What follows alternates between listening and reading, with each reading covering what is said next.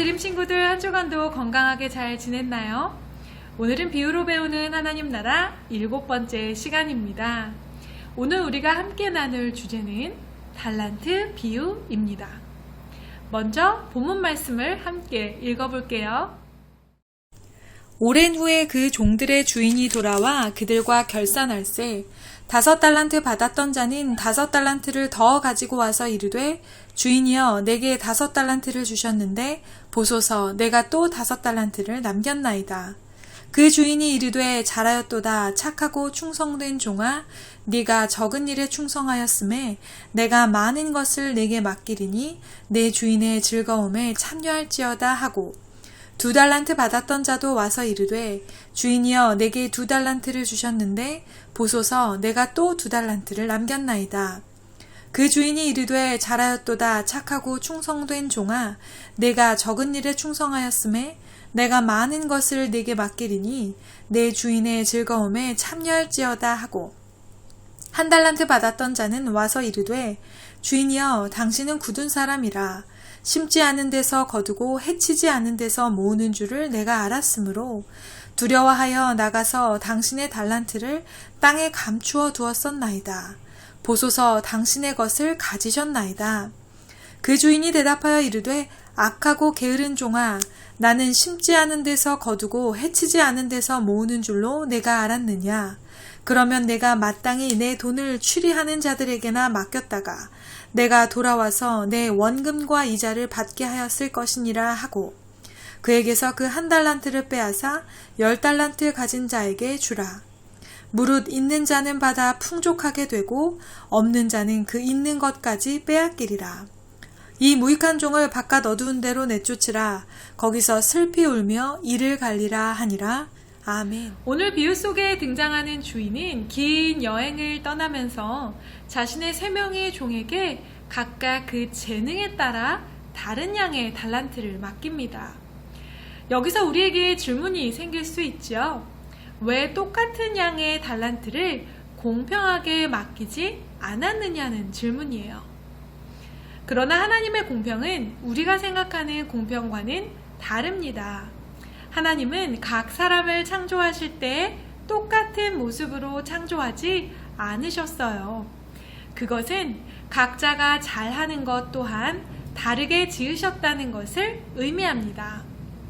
세 종에게 각기 다른 양의 달란트를 맡기는 것은 바로 하나님의 창조의 섭리를 의미하기도 하지요. 이 비유 속에서 주인은 바로 하나님, 종들은 우리 그리스도인을 의미합니다. 이야기를 좀 더 쉽게 풀어서 해드릴게요. 주인이 어느 날 여행길을 멀리 떠나면서 자기 종들을 불러 재산을 그들에게 맡깁니다. 각 사람의 능력을 따라 한 사람에게는 5달란트를 또 한 사람에게는 2달란트를 그리고 또 다른 한 사람에게는 1달란트를 주고 여행을 떠납니다. 사실 이 달란트는 매우 큰 돈입니다. 1달란트의 양이 어느 정도냐 하면 지금으로 치면 노동자가 15년 동안이나 일해야 벌 수 있는 양만큼의 큰 금액을 의미하기 때문이에요. 5달란트를 받은 종은 곧바로 가서 그것으로 장사를 시작합니다. 그리고 5달란트를 더 벌어서 총 10달란트의 재산을 가지게 되었습니다. 그리고 2달란트를 받은 종도 마찬가지예요. 곧바로 그 돈으로 장사를 시작해서 2달란트를 더 벌어 총 4달란트를 벌게 됩니다. 그러나 마지막으로 1달란트를 받은 이 종은 조금 성격이 달랐던 것 같습니다. 안정을 추구하는 스타일이었던 것 같기도 하고요. 이 돈을 함부로 하면 안 될 것 같다고 생각을 한 거예요. 그래서 땅을 파서 주인의 돈을 아무도 모르게 숨겨둡니다. 자, 여러분이라면 어떻게 하셨을까요? 이 주인이 큰 돈을 이렇게 맡기고 떠났을 때 여러분이라면 곧바로 가서 장사를 해서 더 큰 이익을 남기겠습니까? 아니면 안정적으로 까먹지 않기 위해서 조용히 땅에 묻어두고 지켜내겠습니까? 한번 잠깐 생각해 보시겠어요? 어쨌거나 저쨌거나 오랜 시간이 지나 이 주인이 다시 돌아옵니다. 그동안 너희들에게 맡긴 돈을 어떻게 했니? 주인이 궁금한 마음에 이야기를 나누며 얼마의 돈을 남겼는지 함께 결산을 해봅니다. 5달란트 받은 사람은 5달란트를 더 가지고 와서 주인에게 말했겠죠. 주인님, 제게 5달란트를 맡기셨는데 제가 5달란트를 더 벌었습니다. 그러자 주인이 뭐라고 말합니까? 잘했다, 착하고 신실한 종아. 네가 적은 일에 신실하였으니 이제 내가 너에게 더 많은 일을 맡기겠다. 와서 나와 함께 기쁨을 누리자. 이렇게 주인이 말해줍니다.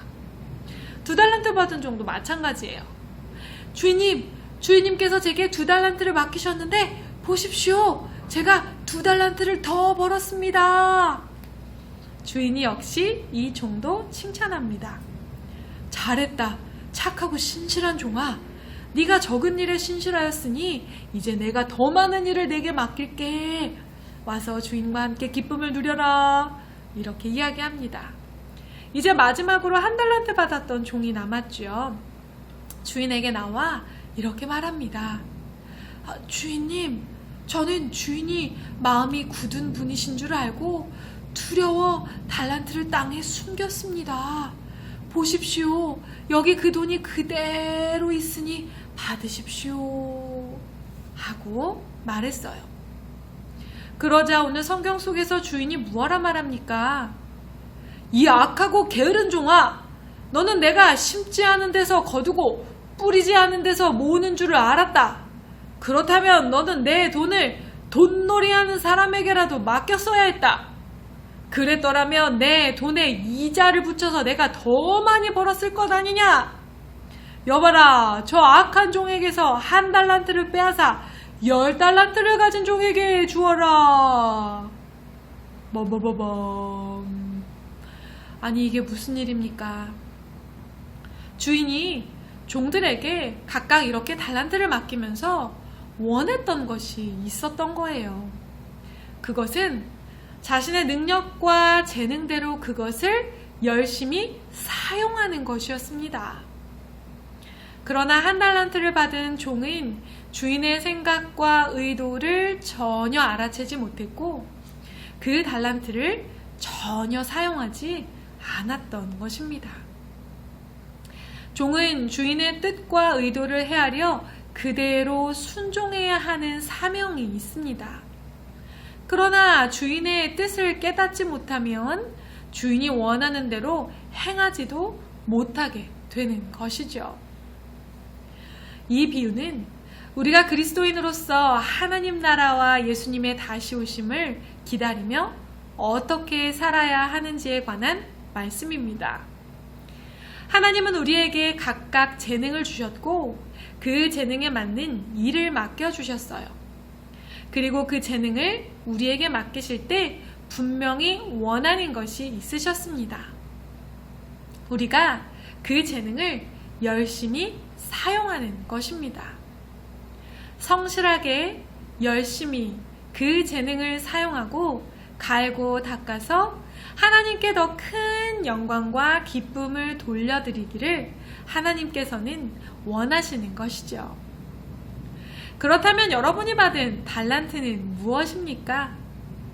여러분만이 특별히 잘하는 것, 여러분이 특별히 즐거움과 기쁨, 그리고 만족스러운 결과를 얻는 그것은 무엇입니까? 그것이 바로 하나님께서 여러분에게 맡겨주신 달란트입니다. 그리고 그것이 훗날 여러분의 직업으로 연결되어 바로 우리의 소명, 즉 하나님의 부르심이 되는 것입니다. 하나님께서는 우리 모두를 부르셨습니다. 그리고 소명을 주셨습니다. 소명은 하나님이 어떤 목적을 위해 부르는 것을 의미합니다. 그렇다면 여러분을 부르신 하나님의 목적은 무엇일까요? 그것은 바로 성경이 우리에게 가르쳐주는 가르침, 즉 하나님을 사랑하고 이웃을 사랑하는 것입니다. 단순히 내가 성공하기 위해 돈을 더 많이 벌고 나 혼자 행복하게 살기 위해 우리는 우리의 재능을 개발하고 직업을 찾아서는 안 됩니다. 그리스도인은 하나님의 선하신 목적을 따라 하나님을 사랑하고 이웃을 사랑하는 일에 사용하는 것이 진짜 달란트를 가꾸고 개발하는 것, 즉 소명을 따라 사는 삶이 되는 것입니다. 여러분의 달란트가 바로 여러분의 소명입니다. 그리고 그것이 바로 하나님과 이웃을 사랑하는 가장 좋은 길입니다. 저와 여러분이 착하고 충성된 종이 되어 하나님 나라를 이루어가며 예수님의 다시 오심을 깨어 기다리는 삶을 살기를 주님의 이름으로 축복합니다. 함께 기도하겠습니다. 사랑의 하나님, 우리에게 달란트를 맡겨주시니 감사합니다. 착하고 충성된 종이 되어 하나님께서 내게 주신 재능과 은사들을 열심히 개발하는 우리가 되게 해주세요. 그리고 그것이 우리의 소명과 연결되어 이 땅 가운데에서 하나님을 사랑하고 이웃을 사랑하는 일에 더욱 귀하게 쓰임받는 우리 드림 친구들이 되게 해주세요. 모든 말씀 예수님의 이름으로 간절히 기도드립니다. 아멘.